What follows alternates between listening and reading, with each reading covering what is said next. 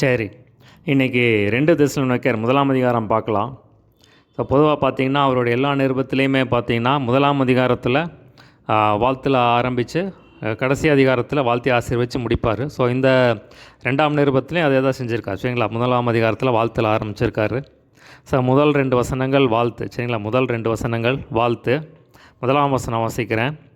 பவுலும் சில்வானும் தீமோத்தேயும் நம்முடைய பிதாவாகிய தேவனுக்குள்ளும் கர்த்தராகிய இயேசு கிறிஸ்துவுக்குள் இருக்கிற தெசலோனிக்கே சபைக்கு எழுதுகிறதாவது. சரிங்களா? இப்போ 1ஆம் நிருபத்தில் எழுதுனது இவங்க தான். சரிங்களா? பவுலும் சில்வானும் தீமோத்தி. ஸோ இவங்க தான் எழுதுனது. ஸோ எழுதின இதில் மெயினான ஆள் பார்த்தீங்கன்னா பவுல் தான். சரிங்களா? பவுல் தான் மெயினான ஆள் எழுதுனது. ஸோ இந்த 3 பேருமே பார்த்தீங்கன்னா, சில்வான் அப்படிங்கிறது சீலா, ஏற்கனவே பார்த்துருக்கோம். சீலா ஸோ 2ஆம் மிஷினரி பயணத்தின் போது ஸ்தாபிக்கப்பட்ட சபை தான் இந்த தெசலோனிக்கே சபை. சரிங்களா? ஒரு நல்ல ஒரு மாதிரி சபைன்னு சொல்லி நம்ம பார்த்தோம். சரிங்களா? பார்த்தீங்கன்னா இவங்க 3 பேருமே அப்போஸ்தல ஊழியத்தை பெற்றவர்கள். சரிங்களா? இவங்க 3 பேருமே அப்போஸ்தல பவுலும் சீலாவும் தீமோத்தே 3 பேருமே அப்போஸ்தல ஊழியத்தை பெற்றவர்கள். சரிங்களா? நம்முடைய பிதாவாகிய தேவனுக்குள்ளும். ஸோ இப்போ முதல் அதிகாரத்தில் இப்படியே தான் எழுதுகிறார். சரிங்களா? மற்ற அதிகாரத்தில் மற்ற நிருபங்களை இந்த மாதிரி எழுதலை. அதாவது பிதாவாகிய தேவனுக்குள்ளும் கர்த்தராகிய இயேசு கிறிஸ்துவுக்குள்ளும் சொல்லி எந்த சபைக்கு எந்த ஒரு நிருபத்திலையும் பார்த்தீங்கன்னா அவர் எழுதலை. ஸோ இந்த தெசலோனிக்கே சபையில் தான் இந்த மாதிரி எழுதுகிறார்.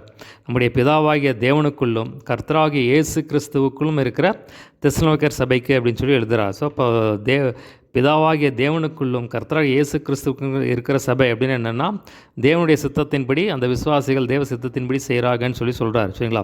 அப்போது தேவனுக்குள்ளும் இயேசு கிறிஸ்துவுக்குள்ளும் அப்படின்னா என்னென்னா, நல்ல கனி கொடுக்குற ஒரு சபைன்னு அர்த்தம். சரிங்களா? அப்போ பார்த்தீங்கன்னா 2 கொரிந்தியர் 5:10 ஒருவன் கிறிஸ்துவுக்குள் இருந்தால் புது சிருஷ்டியாக இருக்கிறான், பழையவைகள் ஒளிந்து போயின, எல்லாம் புதிதாயின. ஸோ எப்போ பவுல் போய் சுவிசேஷத்தை சொல்கிறாரோ, அப்போ எப்போ தேவ வசனத்தை கேட்குறாங்களோ, அப்போ அப்படியே கேட்டு அதை அப்படியே தேவ வார்த்தையாக அப்படியே கேட்டு அப்படியே கீழ்ப்படுகிறவர்களாக இருக்காங்க, நல்லா கனி கொடுக்குறவர்களாக இருக்காங்கன்னு சொல்லி இந்த இடத்துல நம்ம பார்க்குறோம். அப்படியே பார்த்திங்கன்னா சத்தியத்தில் நடக்கிற ஒரு சபை. ஸோ அதனால தான் இப்படி எழுதுகிறார். நல்லா உடனே தேவனுடைய வார்த்தைக்கு அப்படியே கீழ்ப்படிஞ்சு, அதாவது தேவனுடைய வார்த்தைக்கும் சரி தேவ ஊழியக்காரர்களும் அப்படியே கீழ்ப்படிஞ்சு அப்படியே நடக்கிறவர்களாக இருக்காங்க அப்படின்னு சொல்லி, அதுதான் ஒரு நல்ல மாதிரி சபையாக இருக்காங்கன்னு சொல்லி சொல்கிறார். சரிங்களா? ஸோ அதுதான் பிதாவாகிய தேவனுக்குள்ளும் இயேசு கிறிஸ்துவுக்குள்ளும் இருக்கிற சபை. அதாவது தேவ சித்தத்தை செய்கிற சபை, நல்ல கனி கொடுக்கிற சபை, தேவ வார்த்தைக்கு அப்படியே கீழ்ப்படுகிற ஒரு சபை, தேவனுடைய சத்தியத்தில் நடக்கிற ஒரு சபை. சரிங்களா? அதனால தான் விசுவாசிகள் அப்படியா இருக்கிறனால தான் அவங்க இப்படியா எழுதுகிறார். பிதாவாகிய தேவனுக்குள்ளும் கர்த்தராகிய இயேசு கிறிஸ்துவுக்கும் இருக்கிற தெசலோனிக்கே சபைக்கு எழுதுகிறதாவதுன்னு சொல்லி எழுதுகிறார். நம்முடைய பிதாவாகிய தேவனாலும் கர்த்தராகிய இயேசு கிறிஸ்துவினால் உங்களுக்கு கிருபையும் சமாதானமும் உண்டாவதா. ஸோ வாழ்த்துறார். கிருபையும் சமாதானம் உண்டாகும். ஸோ கிருபை சமாதானம் ரொம்ப ரொம்ப முக்கியம். சரிங்களா? இந்த கிருபை நம்ம எப்போவுமே தேவனுடைய கிருபையை புதிய ஏற்பாட்டில் கிருபை தான். சரிங்களா? கிருபை இயேசு கிறிஸ்துவினால் நமக்கு உண்டாயிடுச்சு அப்படின்னு சொன்னோம்னா யோவானில் பார்க்குறோம். சரிங்களா? இப்போ கிருபை இல்லாமல் ஒன்றுமே செய்ய முடியாது. சரிங்களா? இப்போ நம்ம கடைசி வரைக்கும் இந்த கிருபையை தான் நம்ம சார்ந்து கொள்ளணும். நம்ம பலத்திலோ நம்ம தாளந்திலோ நம்ம சார்ந்து கொள்ளாதபடி தேவ கிருபையை சார்ந்து தான் நம்ம எல்லாவற்றையுமே செய்து முடிக்கும்.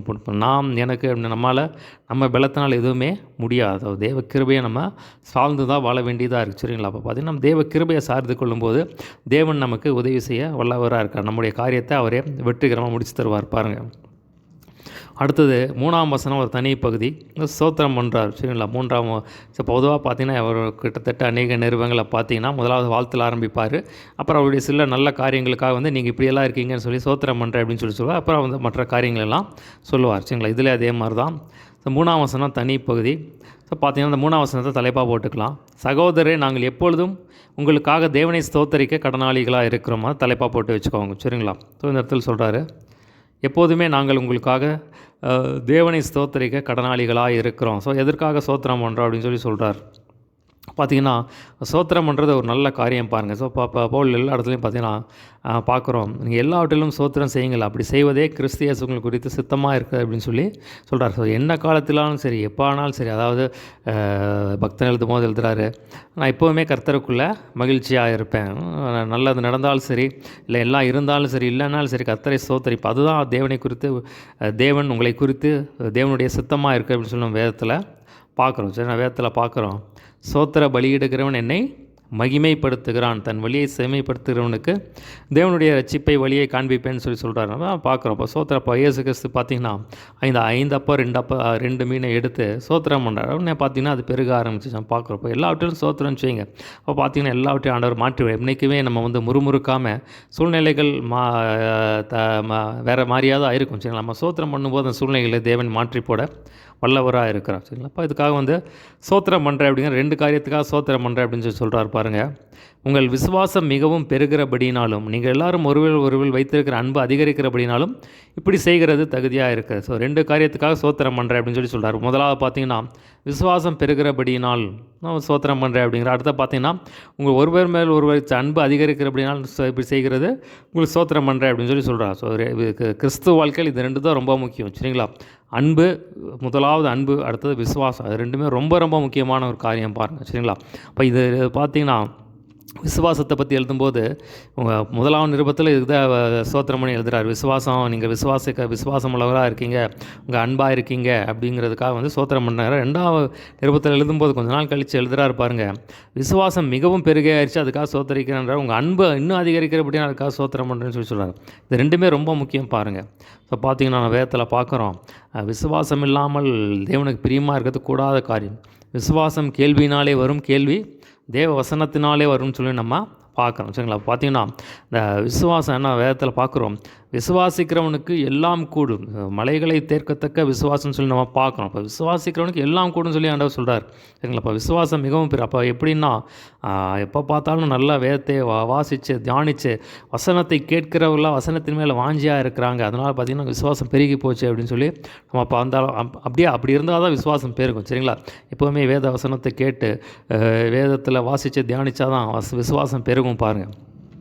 விசுவாசம் கேள்வினாலே வரும், கேள்வி தேவசனம். அப்போ அப்படியா இருக்காங்க. அதனால் பார்த்திங்கன்னா அதனால தான் இந்த சபை மற்ற சபைகளை விட இந்த தெசலோனிக்கே சபை தான் ஒரு நல்ல மாதிரி சபை அப்படின்னு சொல்லி சொல்கிறார். சரிங்களா? பார்த்தீங்கன்னா அப்படியா அவங்க விசுவாசம் பெருகுச்சு அப்படின்னு சொல்லி சொல்கிறார் பாருங்கள். அதே மாதிரி அடுத்தது சொல்கிறாரு, நீங்கள் எல்லாரும் ஒருவரில் ஒருவர் வைத்திருக்கிற அன்பு அதிகரிக்கிறபடினால். ஸோ பார்த்திங்கன்னா அன்பு ரொம்ப முக்கியமான. கிறிஸ்தவ வாழ்க்கையில் அன்பு தான். கிறிஸ்தவ வாழ்க்கையின் அடித்தளமே அன்பு தான். அப்போ இயேசு கிறிஸ்து நம்ம மேலே வைத்த நம்ம மாதிரியே வந்து அன்பு தான். ஸோ அப்போ இயேசு கிறிஸ்து நம்ம மேலே வச்ச அன்புனால தான் நம்ம பாவத்தை எல்லாம் மன்னித்து நம்முடைய ரத்தத்தினால் கழுவி நம்ம ரட்சிப்பை கொடுத்து நம்முடைய சொந்த பிள்ளையாக ஏற்றுக்கொண்டார் பாருங்கள். சரிங்களா? இப்போ அன்பு ரொம்ப முக்கியம். அன்பு இல்லைன்னா கிறிஸ்தவ வாழ்க்கையே இல்லை. சரிங்களா? அப்போ பார்த்தீங்கன்னா இதில் எழுதுகிற 2வது நிருபத்தில் உங்கள் அன்பு அதிகரிக்கிறபடினால், அது பார்த்திங்கன்னா தேவனை நேசிக்கிறது சுலபம், அதனால் மற்றவங்களை நேசிக்கிறது ரொம்ப கஷ்டமான காரியம். ஆனால் இதில் சொல்கிறாரு, நீங்கள் மற்றவர்கள் ஒருவரிடத்தில் இருக்கிற அன்பு அதிகரிக்கிறபடினால். சரிங்களா? தேவனை நேசிக்கிறது ரொம்ப சுலபம். சரிங்களா? ஆனால் தேவன்கிட்ட ஒரு குறையுமே இல்லை. அவர் பரிசுத்தர், பூரணர், அவர்கிட்ட எல்லாமே நன்மை தான் இருக்குது. தேவனை நேசிக்கிறது சுலபம், ஆனால் மற்றவர்களை நேசிக்கிறது ரொம்ப கஷ்டமான காரியம். சரிங்களா? அதான் இடத்துல பார்க்குறோம். மத்தேயுவில் சொல்லும்போது சொல்கிறாரு, உன்னை நேசிப்பது போல் பிறனை நேசி. அப்போ ஆண்டவர் பார்த்திங்கன்னா ஆண்டவருடைய அந்த கிறிஸ்தவ அந்த வேதத்தின் சாராம்சமே என்னென்னா 2 வார்த்தையில் ஆண்டவர் கொண்டு வந்துட்டார். உன் முழு இருதயத்தோடு தேவனை நேசி, உன்னை நேசிப்பது போல் பிறனை நேசி. சரிங்களா? இப்போ இதை வந்து அவங்க கை கொள்கிறாங்க. அதான் சொல்கிறார் பாருங்கள். இப்போ ஒரு அன்பு செலுத்துறது ஒரு சாதாரண காரியம் கிடையாது பாருங்கள். இப்போது பவுல் ஒரு இடத்துல எழுதுகிறாரு, கிறிஸ்து உங்களிடத்தில் உருவாகும் அளவு நான் உங்களுக்காக மறுபடியும் கர்ப்ப வேதனைப்படுகிறேன்னு சொல்லி கலாத்திரை எழுதுகிறார். சொன்ன அப்போ பார்த்திங்களா, கிறிஸ்துவின் அன்பு நமக்குள்ளே உருவாகிறது, கிறிஸ்துவின் சுபாவம் உருவாகிறது அவ்வளோ லேசான காரியம் கிடையாது. ஆனால் பார்த்திங்கன்னா அதெல்லாம் பார்த்திங்கன்னா நீங்கள் பெருகி இருக்கீங்க அப்படின்னு சொல்லி சொல்கிறார். அதனால தான் பார்த்திங்கன்னா இது ஒரு மாதிரி சபைன்னு சொல்லி சொல்கிறார். சாதாரண ஒரு காரியம் இல்லை பாருங்கள். அப்போ இதெல்லாம் வச்சு நம்ம ஜெபம் பண்ணணும் பாருங்கள். ஆண்டவரே விசுவாசத்தை, அதனால தான் சீஷர்களே கேட்டாங்க, ஆண்டவரே எங்கள் விசுவாசத்தை வர்த்திக்க பண்ணுங்க. அதே மாதிரி பார்த்தீங்கன்னா எபேசியர் 3ஆம் அதிகாரத்தில் கிறிஸ்துவனுடைய அன்பின் நாளம் நீளம் உயரம் உணர்ந்து அறிவிக்கட்டாத அந்த அன்பை அறிந்து கொள்ள வல்லவர்களாக நீங்கள் மாறணும் அப்படின்னு சொல்லி சொல்கிறார். அப்போ பார்த்தீங்கன்னா மற்றவர்கள் மேலே அவருக்கு அன்பு நம்ம அதிகமாக பெருகணும் அப்படின்னா தேவனுடைய அன்பால் நிரப்பப்பட்டிருந்தால் தான் அது முடியும் பாருங்கள். அப்போ பார்த்தீங்கன்னா இவங்க தேவனுடைய அன்பினால் நிரப்பப்பட்டு அந்த அன்பினால் இப்போ பவுல் எழுதும்போது எழுதுகிறாரு, கிறிஸ்துவனுடைய அன்புகளை நெருக்கி ஏவுகிறது. அப்போது தேவனுடைய அன்பு நம்மளை நிரப்பி இருந்துச்சுன்னா மற்றவர்கள் மேலே ஆட்டோமேட்டிக்காக நம்ம ஈஸியாக அன்பு செலுத்துவோம் பாருங்கள். இன்னும் அன்பு அப்போ சகலவற்றையும் தாங்கும், சகலவற்றையும் சகிக்கும், சகலவற்றையும் நண்பு விசுவாசிக்கும் சொல்கிறது போல் அப்படிப்பட்ட ஒரு அன்பு நமக்குள்ளே வரும் பாருங்க. சரிங்களா? அப்புறம் அப்படிப்பட்டவங்கள மற்றவர்கள் மேலே இருக்கிற அன்பு அதிகமாகிடுச்சு, அதுக்காக வந்து சோத்தரிக்கிறேன்னு சொல்கிறார். அது ரொம்ப முக்கியமான ஒரு காரியம் பாருங்கள், சரிங்களா? மற்றவர்களை நேசிச்சிட்டோம்னா, நேசம் அன்புக்கு முதலிடம் கொடுத்தோம்னா நம்ம பரலோகத்துக்கு நமக்கு தான் முதல் சீட், சரிங்களா? அப்போ பரலோகத்தை நம்ம ஈஸியாக உள்ளே போயிடலாம், சரிங்களா? அப்போ ஆவியின் கனி பரலோகத்தில் ஈஸியாக வழிவாசலை திறந்துடும் பாருங்க. அப்போ தேவனுடைய அன்பினால் நிரம்பி அந்த அன்பினால் நம்ம மற்றவங்களை நேசிக்கும் போது அதுதான் தேவன் எதிர்பார்க்குது, சரிங்களா? அப்போ அன்புக்கு மேலே ஒன்றுமே கிடையாது, சரிங்களா? அப்போ நீங்கள் அன்பில் நிரம்பி இருக்கீங்க. அதனால தான் வந்து பார்த்தீங்கன்னா அதுக்காக வந்து நான் தேவனை ஸ்தோத்திரிக்க கடனாளியாக இருக்கிறேன்னு சொல்லி எழுதுறாச்சுங்களப்பா. நம்ம கேட்கணும், ஆண்டவரே எங்கள் விசுவாசத்தை இந்த தெசலோனிக்கே சபை மாதிரி எங்கள் விசுவாசத்தை வர்த்திக்க பண்ணுங்க ஆண்டவரே. இவங்க எப்படி மற்றவர்களை அதிகமாக நேசிக்கிறாங்களோ அப்படியே என்னை மாற்றுங்க ஆண்டவரே அப்படின்னு சொல்லி நீங்கள் கேட்கணும் பாருங்கள். கேட்க தேவன் வசனத்தை வச்சு நீங்கள் எதை கேட்டாலும் அதை செஞ்சுருவார் பாருங்கள், சரிங்களா? அடுத்த பாருங்கள், 4ஆம் வசனத்திலிருந்து 10ஆம் வசனம் வரைக்கும் அடுத்த பகுதி. 4ஆம் வசனத்திலிருந்து 10ஆம் வசனம் வரைக்கும் அடுத்த பகுதி. அந்த 4ஆம் வசனத்தை தலைப்பாக போட்டுக்கலாம். நீங்கள் சகிக்கிற சகல துன்பங்களிலும் உபத்திரங்களிலும் பொறுமையும் விசுவாசத்தையும் காண்பிக்கிறது நிமித்தம் உங்களை குறித்து நாங்கள் தேவனுடைய சபைகளில் மேன்மை பாராட்டுகிறோம். இந்த 4ஆம் வசனத்தை தலைப்பாக போட்டு வச்சுக்கோங்க, சரிங்களா? 4 முதல் 10 வரை. நீங்கள் சகிக்கிற சகல துன்பங்களிலும் உபத்திரங்களிலும் பொறுமையும் விசுவாசத்தையும் காண்பிக்கிற நிமித்தம் உங்களை குறித்து நாங்கள் தேவனுடைய சபைகளில் மேன்மை பாராட்டுகிறோம். ஸோ பார்த்தீங்கன்னா நீங்கள் வந்து இப்போ உங்களுக்கு முன்னாடியே அவர் இருக்கும்போதே சொல்லியிருக்கார், இப்போ ரசிக்கப்படும் போதே சொல்லியிருக்காங்க, உங்களுக்கு வந்து போராட்டங்கள் வரும், உபத்திரங்கள் வரும், நீங்கள் சகிச்சுக்கோங்க. பார்த்து அதே மாதிரி இருக்காங்க அவங்க. நீங்கள் சகிக்கிற சகல துன்பங்களும் உபத்திரங்களும் பொறுமையும் விசுவாசத்தை காண்பிக்க நிமித்தம் உங்களை குறித்து நாங்கள் தேவனுடைய சபைகளில் மேன்மை பார்த்தீங்கன்னா நீங்கள் உங்களுக்கு நிறைய துன்பங்கள் வருது, உபத்திரங்கள் வருது. ஆனால் வந்து நீங்கள் அதுலேயும் நீங்கள் உங்கள் பொறுமையை காண்பிக்கிறீங்க, அதை நீங்கள் விசுவாசத்தை காண்பிக்கிறீங்க. அதை குறித்து நாங்கள் மற்ற சபைகளில் உங்களை குறித்து நாங்கள் பெருமையாக மேன்மை பாராட்டி சொல்கிறோம், பெருமையாக சொல்கிறோம், உங்களுக்கு இந்த மாதிரி நீங்கள் ஃபாலோ பண்ணுங்கன்னு சொல்கிறோம் அப்படின்னு சொல்லி சொல்கிறார். வேதத்தில் பார்க்குறோம். உபத்திரம் வந்து நம்ம வேதத்தில் பார்க்குறோம். நீங்கள் விசுவாசிக்கிறதுக்கு மாத்திரம் இல்லை, பாடுபடுக்கிறது அருளப்பட்டிருக்குன்னு சொல்லி நம்ம பார்க்குறோம். இப்போ இயேசு கிறிஸ்து சொன்னார், உலகத்திலே உங்களுக்கு உபத்திரம் உண்டு, ஆனாலும் திடன் கொள்ளுங்கள், நான் உலகத்தை ஜெயித்தேன். அப்போ பார்த்தீங்கன்னா ஆண்டவர் தனியாக விட்டு விடல பாருங்கள். உலகத்தின் முடிவு பார்த்தா கூடயே இருக்கேன்னு சொல்லி சொல்கிறார். நான் உலகத்தை ஜெயித்தேன், நான் உன் கூட இருக்கேன். அப்போ நீ என் கூட நான் உன் கூட இருக்கனால நீ என்னுடைய கிருபையை சார்ந்து கொள்ளும்போது நீ அந்த உபத்திரத்தை மேற்கொண்டு ஜெயிக்கலாம் அப்படின்னு சொல்லி ஆண்டவர் சொல்கிறார் பாருங்கள். இப்போ வேதம் நமக்கு சொல்லுது, ரோமர் 12:12, நம்பிக்கையிலே சந்தோஷமாக இருங்கள், உபத்திரவத்திலே பொறுமையாக இருங்கள், ஜெபத்திலே உறுதியாக தரித்திருங்கள் சொல்லுவீங்களா? சொன்னால் பார்த்தீங்கன்னா ஜெபத்தில் நம்ம உறுதியாக தரித்தணும், உபத்திரவத்தில் போது நம்ம பொறுமையாக இருக்கணும் பாருங்கள். இப்போ உபத்திரம் அப்படியே அப்படியே இருக்காது பாருங்கள். மறுபடியும் அந்த உபத்திரம் மாறும், அப்படியே சூழ்நிலைகள் அப்படியே இருக்க விட மாட்டார். பார்த்தீங்கன்னா யோபுக்கு நிறைய உபத்திரங்கள் வந்துச்சு. ஸோ ஆனால் உபத்திரத்துக்கு பின்பு பார்த்தீங்கன்னா ஆண்டவர் வந்து அதில் ஒரு முற்றுப்புள்ளி வச்சார், சரிங்களா? பார்த்தீங்கன்னா யோபு வேதத்தில் பார்க்குறோம், யோபுக்கு உபத்திரம் வந்துச்சு. அப்போ பார்த்தீங்கன்னா அந்த உபத்திரத்தில் ஒரு முற்றுப்புள்ளி வச்சார். அதான் யோகாபில் நம்ம பார்க்குறோம். பார்த்தீங்கன்னா யோபின் பொறுமையை குறித்து கேள்விப்பட்டிருக்கிறீர்கள், கர்த்தருடைய செயலின் முடிவையும் கண்டிருக்கிறீர்கள். ஸோ பார்த்தீங்கன்னா தேவன் ஒரு முடிவை வைக்கிறார் பாருங்கள். தேவன் உருக்கமும் மன உருக்கமும் இரக்கமுள்ளவராக இருக்கிறார். இரக்கத்தின் தேவன், உருக்கத்தின் தேவன். நம்ம உத்தரத்தையே பார்த்து கொண்டு அப்படியே இருக்க அதில் விட்டுறமுட்டா, அதுக்கு ஒரு முற்றுப்புள்ளி வைப்பார் பாருங்க, சரிங்களா? வேதத்தில் பார்க்குறோம், அதிவிரைவில் நீங்கும் இந்த லேசான உபத்திரம் அதிகமாக நித்திய கனமகிமையை உண்டாக்கும்னு சொல்லி நம்ம பார்க்குறோம், சரிங்களா? பார்த்தீங்கன்னா பவுல் எழுதும்போது ரோமர் 5ஆம் அதிகாரத்தில் உபத்திரம் பொறுமை பரீட்சையும் நம்பிக்கையும் உண்டாக்குறது இந்த உபத்திரங்களிலும் மேன்மையை பாராட்டுகிறோன்னு சொல்லி எழுதுகிறார். ஸோ உபத்திரத்தை நம்ம பொறுமையாக இருக்க வேண்டியது. அந்த உபத்திரம் நமக்குள்ளே சில கிரியை செஞ்சு நமக்குள்ளே தேவனுடைய சுபாவங்களை உருவாக்குறது, பொறுமையை உருவாக்குகிறது மற்றும் அநேக காரியங்களை உருவாக்குது. இப்போ பவுல் சொல்லும்போது, நான் உபத்திரவப்பட்ட பின் பொண்ணாக விளங்குவேன் சொல்லுங்கள். அப்போ தேவனுடைய சாயல் தேவனுடைய சாயல். அப்போ பார்த்தீங்கன்னா ஒரு பொன் அதை இன்னும் சுத்த பொண்ணாக மாற்றுறதுக்கு அதை என்ன பண்ணுவாங்க, தீக்குள்ளே போடுவாங்க. தீக்குள்ளே போடும்போது அந்த களிம்பெல்லாம் வெளியே வரும். அதே மாதிரி தான் நம்ம உபத்திரத்தின் வழியாக நம்ம சில காரியங்களை தேவ சுபாவங்களை கொண்டு வருகிறது தேவனுடைய சித்தமாக இருக்குது. அதெல்லாம் நம்ம பொறுமையாக இருக்கணும். ஆண்டவரே கிருபை கொடுங்க, ஆண்டவர் கிருபை கொடுப்பார் பாருங்கள், சரிங்களா? உங்களை குறித்து நாங்கள் சபைகள் மேன்மையை பாடுறோம். நீங்கள் தேவனுடைய ராஜ்யத்தின் நிமித்தம் பாடு அனுபவிக்கிறவர்களாக இருக்க அந்த ராஜ்யத்திற்கு நீங்கள் பாத்திரம் எனப்படும்படிக்கு தேவன் நியாயமான தீர்ப்பு செய்வோம். அதுவே அத்தாட்சியாக இருக்குது. நீங்கள் தேவனுடைய ராஜ்யத்தின் நிமித்தம் பாடு அனுபவிக்கிறீங்க, அதனால் வந்து நீங்கள் பரலோக ராஜ்யத்துக்கு பாத்திரவான்களாக இருக்கிறீங்க. அப்போ தேவன் வந்து நியாயமான தீர்ப்பு செய்வார் என்பது அதுவே அத்தாட்சியாக இருக்குதுன்னு சொல்லி சொல்கிறார். உங்கள் உபத்திரவப்படுத்துவர்களுக்கு உபத்திரவத்தையும் உபத்திரப்படுகிற உங்களுக்கு எங்களோட கூட இளைப்பாறுதலையும் பிரதிபலனாக கொடுப்பது தேவனுக்கு நீதியாக இருக்கிறது. ஸோ பார்த்திங்கன்னா உங்களுக்கு யாரால் உபத்திரம் வருமோ அவங்களுக்கு தேவன் உபத்திரவத்தை கொடுப்பாரு. உங்களுக்கு தேவன் ஆறுதல் செய்வார், இளைப்பாறுதல் தருவார் செய்ய சொல்வார். இதே தான் 2 கொரிந்தியர் 1ஆம் அதிகாரத்துலேயும் சொல்கிறார். ஸோ பார்த்திங்கன்னா உபத்திரப்படுகிற எங்களுக்கு தேவன் எங்களுக்கு ஆறுதல் செய்கிறாருன்னு சொல்லி சொல்கிறார்.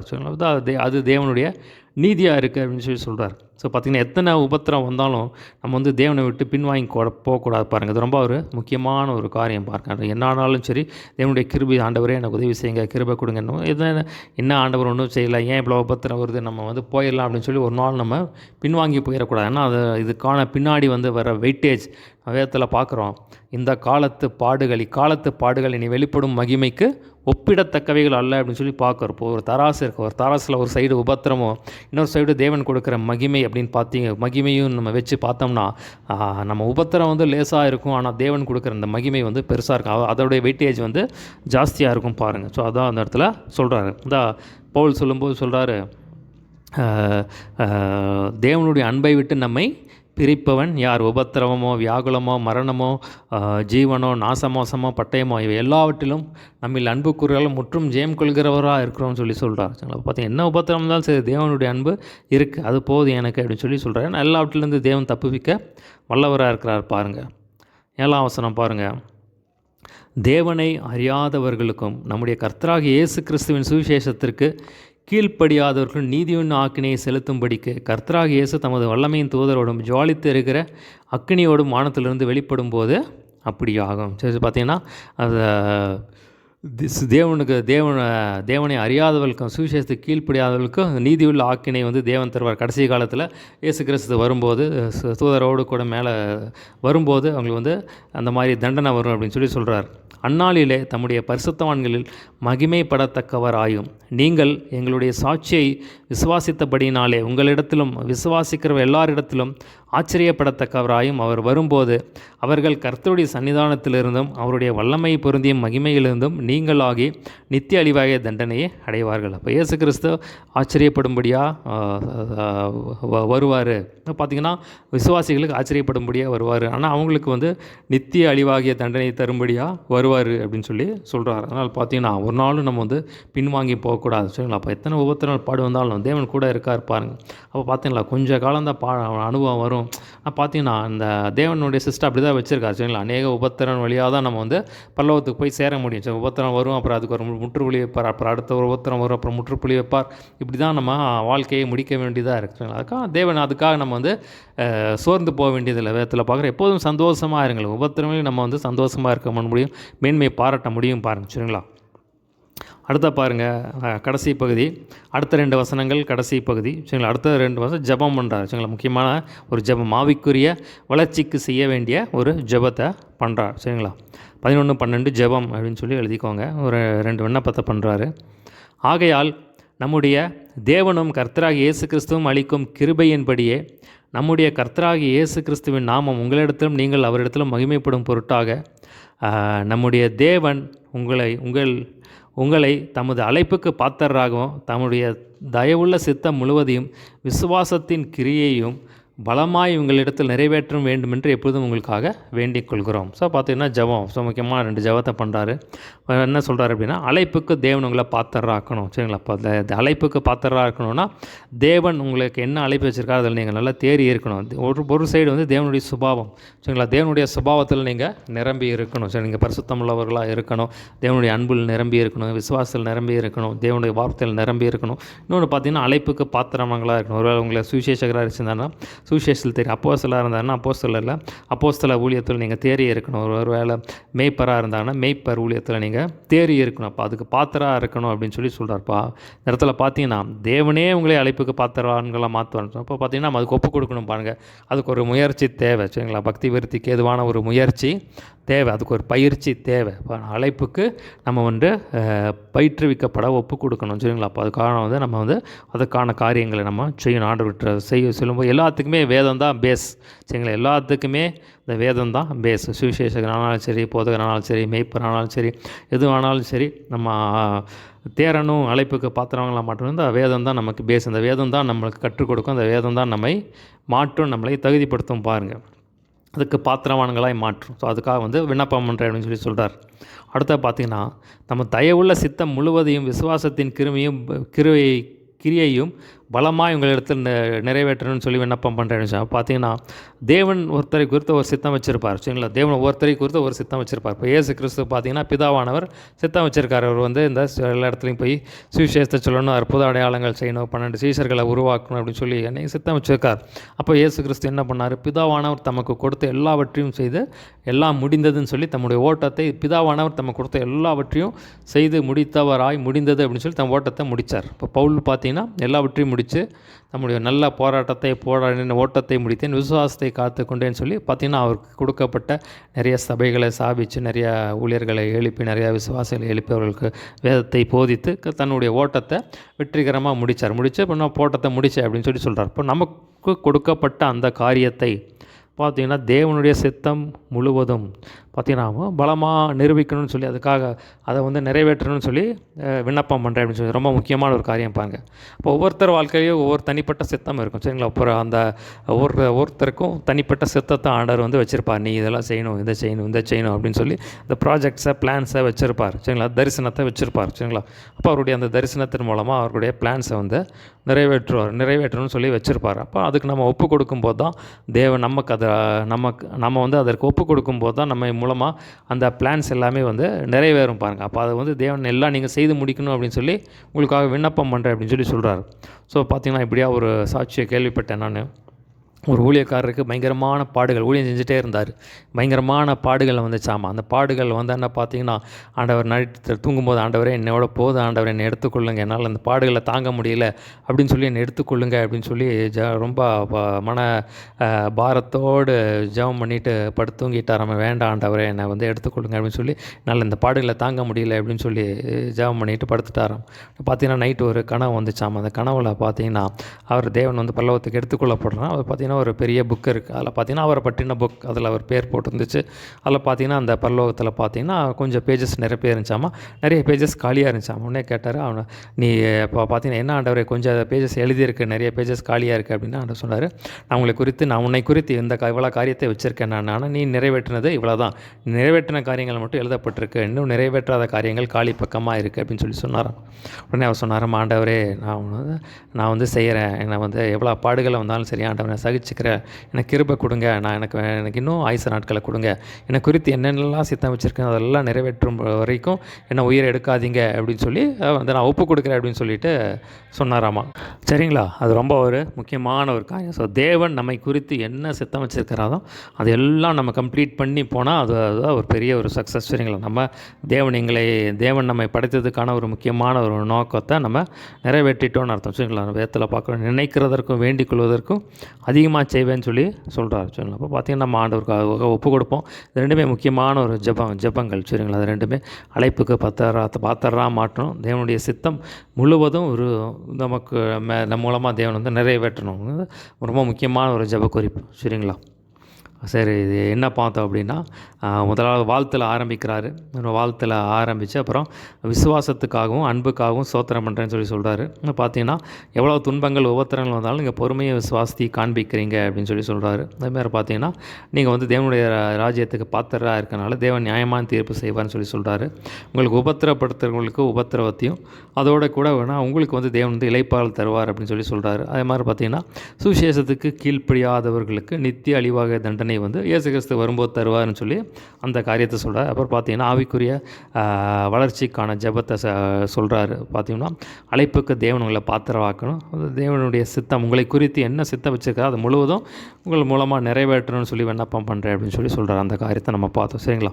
ஒரு சின்ன ஜெபம் பண்ணி முடிச்சிடலாம். ஏசப்பா, நீர் எங்களோடு பேசின வார்த்தைக்காய் எமக்கு நன்றி ஆண்டவரே. ஏசப்பா, உங்கள் கிருபையும் சமாதானமும் உங்களுக்கு உண்டாகட்டும். அப்பா தேவனே, எங்களை விசுவாசத்தை வர்த்திக்க பண்ணுங்கள், உங்கள் அன்பில் பெருக கர்த்தர் கிருபை செய்ய வேண்டும் முடியாது ஜெபிக்கிறேன். எத்தனை உபத்திரம் வந்தாலும் அதை பொறுமையாக காத்துக்கொள்ள, விசுவாசத்தை விடாதிருக்க கர்த்தர் கிருபை பாராட்ட வேண்டும் முடியாது ஜெபிக்கிறேன். ஒரு நாளும் நாங்கள் பின்வாங்கி போனவர்களாக இருக்கக்கூடாது. கொடுக்கப்பட்ட ஊழியத்தை செம்மையாய் செய்து முடிக்க கர்த்தர் அனுகிரகம் பாராட்ட வேண்டும் முடியாது ஜெபிக்கிறேன். அழைப்புக்கு பாத்திரங்களாய் மாற்றுங்க. அழைப்பில் இன்னும் தேர கர்த்தர் கிருபை செய்யுங்க. உங்களுடைய சித்தம் முழுவதும் விசுவாசத்தின் கிருபையும் பலமாய் நிறைவேற்ற வேண்டும் முடியாது கேட்கிறேன். தரமட்டமாய் தாழ்த்தி உங்கள் சொல்லப்பட்ட வசனங்கள் 100 பழுகி பெருக கிருபை செய்யும். இயேசு நாமத்தில் எல்லாவற்றும் கேட்குறோம் ஜீவன் நல்ல பிதாவே, ஆமென்.